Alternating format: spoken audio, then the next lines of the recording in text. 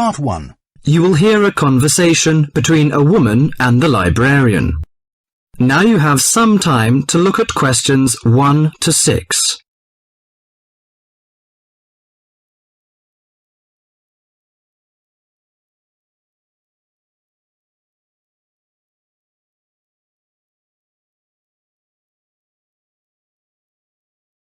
Now listen to the talk and answer the questions 1 to 6. Good morning. Good morning. Can I help you? Yes, I'd like to join the library. We're new to the district, you see. Certainly. Well, all we need is some sort of identification with your name and address on it. Oh dear. We just moved, you see, and everything has my old address. A driving license, perhaps? No, I don't drive. Your husband's would do. Yes, but his license will still have the old address on it. Perhaps you have a letter addressed to you at your new house. No, I'm afraid not. We've only been there a few days, you see, and no one's written to us yet. What about your bank book? That's just the same. Oh dear, and I did want to get some books out this weekend. We're going on holiday to relax after the move, you see, and I wanted to take something with me to read. Well, I'm sorry, but we can't possibly issue tickets without some form of identification. What about your passport? What? Oh yes, how silly of me. I've just got a new one, and it does have our new address. I've just been to book our air ticket, so I have it on me. Well, that's all right. Your ticket will be ready soon. Okay, how many books am I allowed to take out? You can take 4 books out at a time, and you can also get 2 tickets to take out 3 magazines or periodicals. Newspapers, I'm afraid, can't be taken out. Oh, that's fine. Do you have a record library? Some libraries do, I know. Yes, we do. You have to pay a deposit of $5 in case you damage them, but that entitles you to take out 2 records at a time. That's good. Could you show me where your history and biography sections are, please? Yes, just over there to your right. If there's any particular book you want, you can look it up in the catalogue, which you'll find just around the corner. You can also find a touchscreen information service on level 2. Thank you. Oh, and how long am I allowed to keep the books for?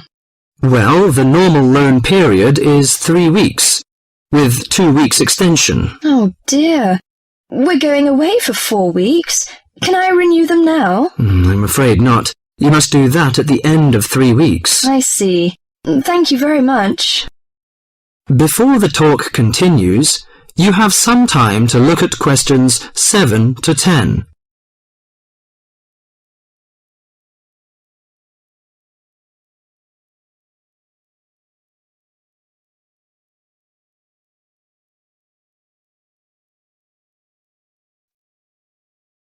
Now listen to the talk and answer the questions 7 to 10. Well, let's go into some details. Your name, please, madam? My name is Barbara. The surname is Cooper. It's spelt as Cooper. Fine. And what's your contact number? If we have new books coming, we can contact you in time. Good. You can call me on 723-6518, but it's better after 5 p.m. You know I have to work during the daytime. Do you need the office number?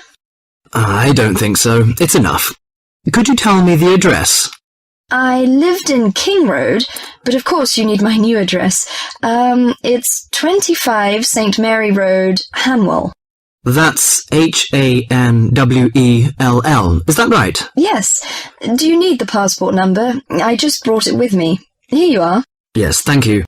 The number of your passport is G57980942. OK, and your ticket is ready. The number is M930123. Thank you. Could I take a look around and check out some books? Of course, as you like. That is the end of Part 1. You now have half a minute to check your answers to Part 1.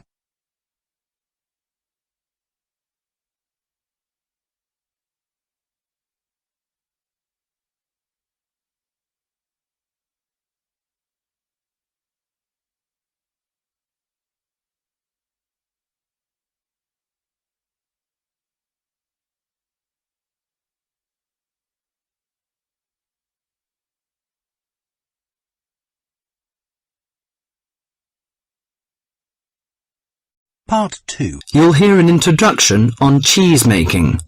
You have half a minute to read the questions 11 to 20 first.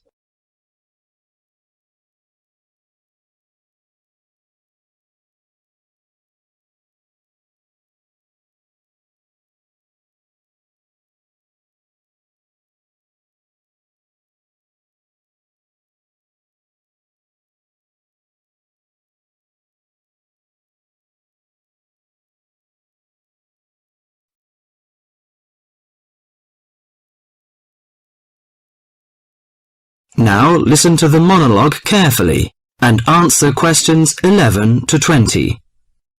Cheese is one of those foods that we tend to take for granted as always having been with us. And it's odd to think that someone somewhere must have discovered the process to make cheeses. That takes place today. In the studio to tell us all about it is Monica Maxwell. Today, we all know that the process of making cheeses takes place when microorganisms get into milk and bring about changes in its physical and biochemical structure.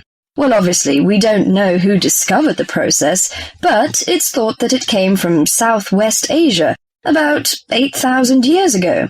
In the early time, there were mainly two types of cheeses. One of them was rather tasteless and bland, in the case of the so-called fresh cheeses, which are eaten immediately after the milk has coagulated. And another one was rough-tasting and salty, in the case of the ripened cheeses, which are made by adding salt to the soft fresh cheese and allowing other biochemical processes to continue so that a stronger taste and a more solid texture resulted. The ancient Romans changed all that. They were great pioneers in the art of cheese-making, and the different varieties of cheese they invented and the techniques for producing them spread with them to the countries they invaded. This spread of new techniques took place between about 60 BC and 300 AD. You can still trace their influence in the English word cheese, which comes ultimately from the Latin word Caseus, that's C-A-S-E-U-S. At this stage in history, people weren't aware in a scientific way of the role of different microorganisms and enzymes in producing different types of cheese, but they knew from experience that cheese's tastes were relevant to something. If you kept your milk or your pre-cheese mixture at a certain temperature or in a certain environment, things would turn out in a certain way. In the 19th century, with the increasing knowledge about microorganism, there came the next great step forward in cheese making. Once it was known exactly which microorganism was involved in the different stages of producing a cheese and how the presence of different microorganisms affected the taste, it was possible to introduce them deliberately and to industrialize the process. Nowadays, cheese is made on a large scale in factories, although the small producer working from his dairy farm continued to exist and still exists today. Cheesemaking moved very much into the world of technology and industrial processes, although because the aim is still to produce something that people like to eat, there's still an important role for human judgment. People still go round tasting the young cheese at different stages to see how it's getting on, and may add a bit of this or that to improve the final taste. Whatever the scale of production, there is still room for the development of art alongside the technology. That is the end of Part 2. You now have half a minute to check your answers to Part 2.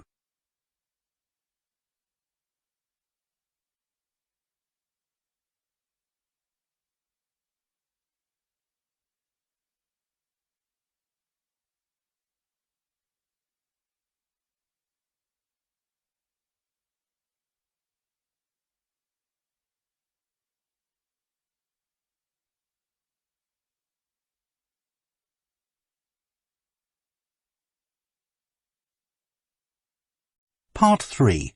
You will hear a conversation between John Watson and several environmental science students. Now you have half a minute to read the questions 21 to 30.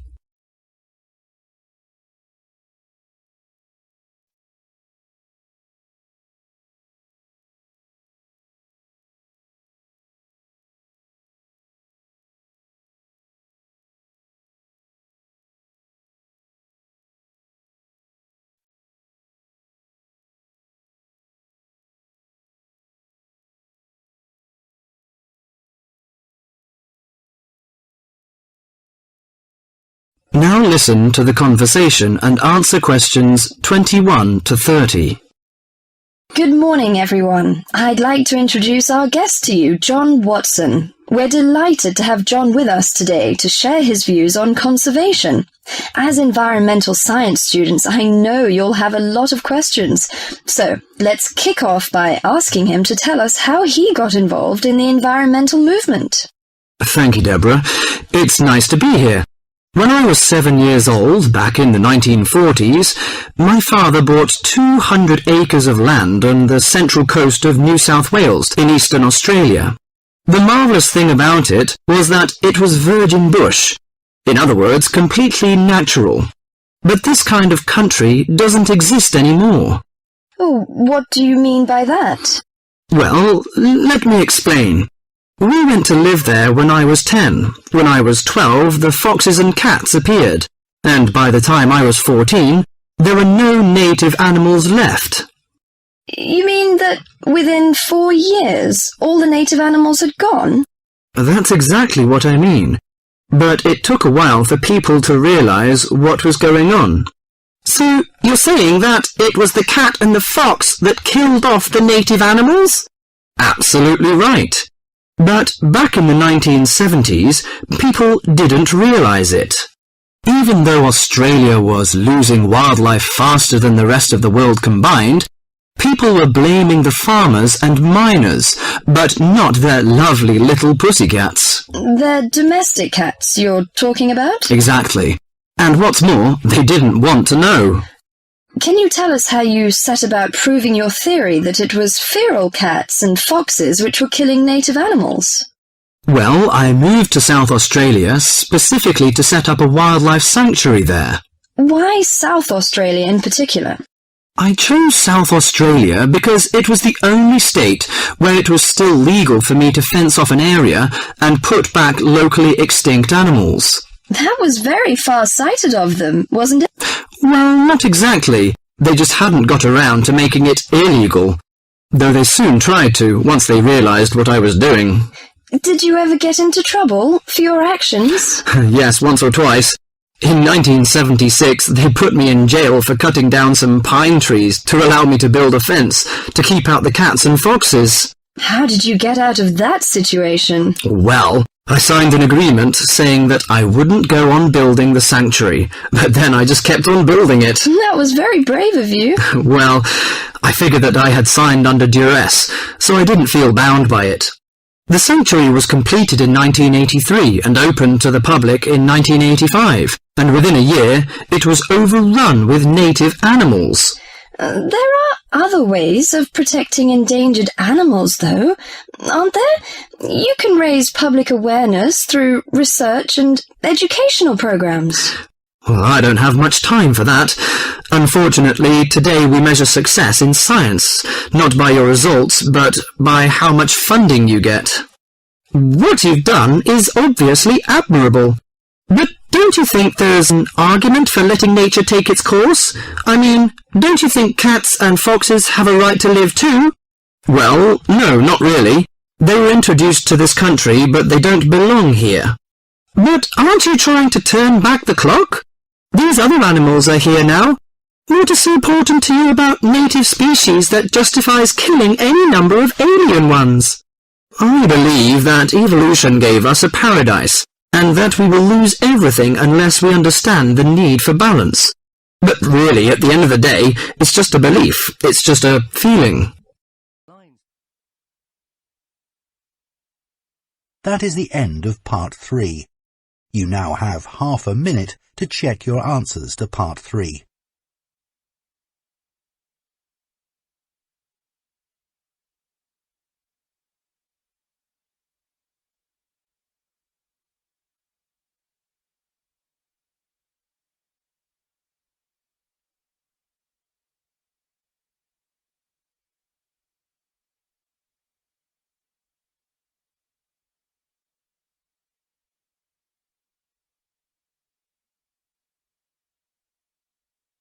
Part 4. You will hear a lecture on the research on teen brain. Now you have half a minute to read the questions 31 to 40.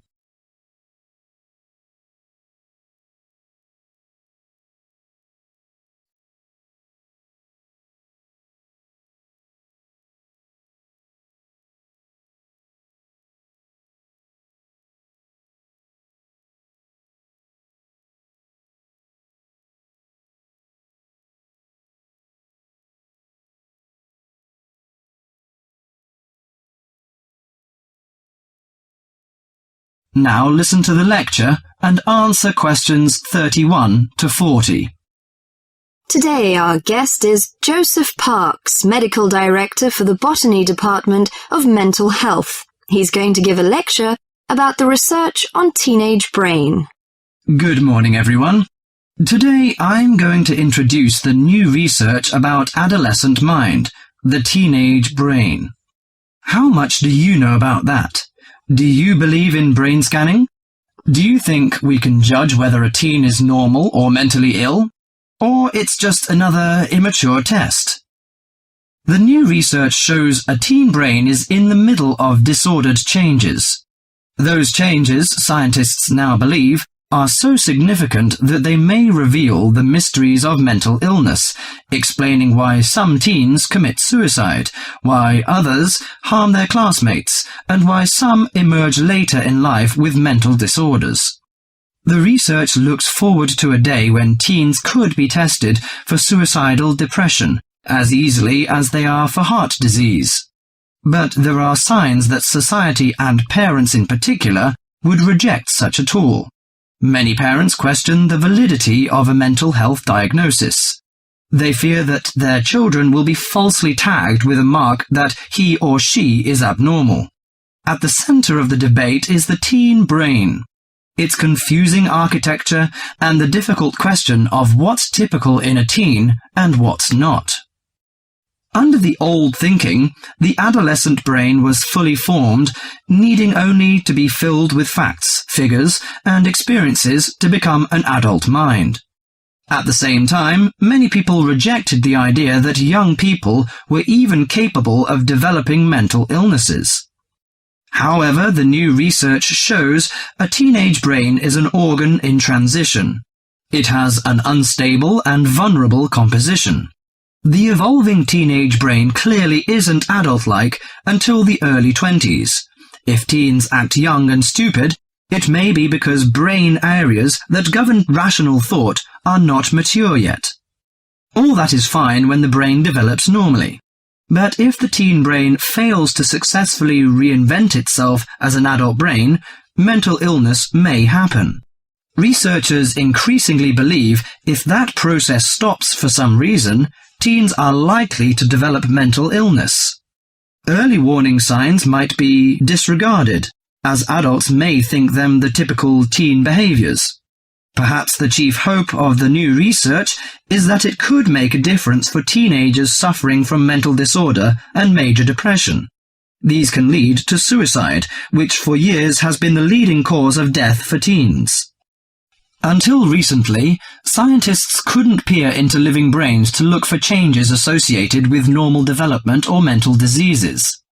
That is beginning to change as researchers develop ever more sensitive brain scanners. However, the composite pictures are somewhat misleading. A snapshot of an individual brain may fall somewhere between normal and mentally ill. For now, psychiatrists and psychologists must still rely on interviews and observations of children's behavior to diagnose mental illness. That is the end of part 4. You now have half a minute to check your answers.